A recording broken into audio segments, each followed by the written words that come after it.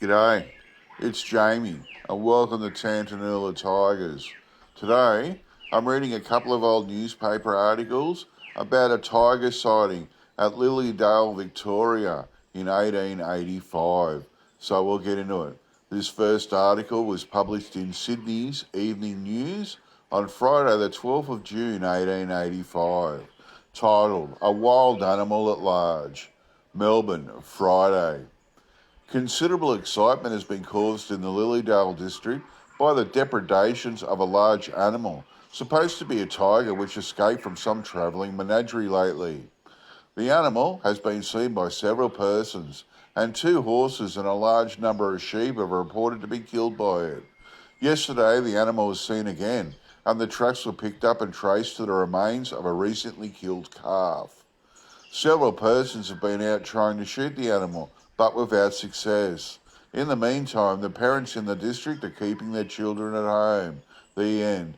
Okay, so this final article was published in the Ballarat Courier on Wednesday, the 17th of June, 1885, titled The Tiger Again. Considerable excitement was caused at Lilydale on Monday by a report that the tiger or panther, supposed to be at large in the district, has been seen close to the township by a man named Nicholas Nelson in the employment of Mr. Alfred Wilson. Nelson was engaged in grubbing a tree in Mr. Wilson's paddock and at about 10:15 a.m. observed the animal coming slowly across the paddock from the direction of the Melbourne Road and Mr. Mitchell's lime kilns.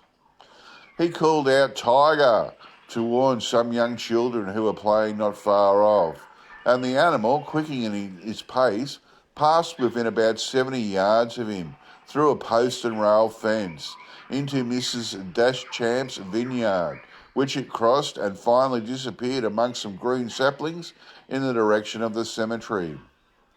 Nelson states that he has often seen tigers in a wild state and is positive that the animal he saw is a tiger, although not a very large one. It was about 2.5 feet in height, 4 feet long, with a short head, the body of a yellow colour striped with black, and a wide, thick tail. The tracks of some large animal were afterwards distinctly seen in the vineyard, going in the direction indicated by Nelson.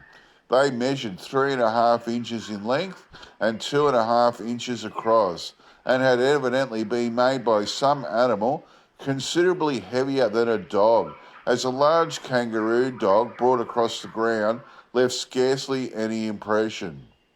During the afternoon, Constable Lawless and a number of residents, armed with rifles and revolvers, went out in pursuit of the animal, but no further signs were met with.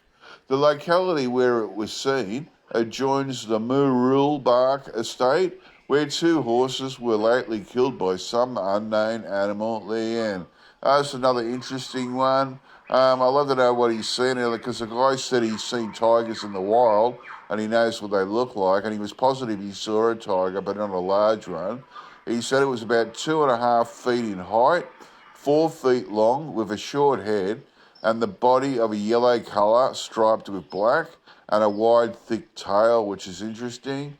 And then they found the tracks, which were like 3.5 inches long by 2.5 inches across, and they had a large kangaroo dog, like a hunting dog, with them, and the dog hardly made an impression on the ground, so it must have weighed a hell of a lot, this animal.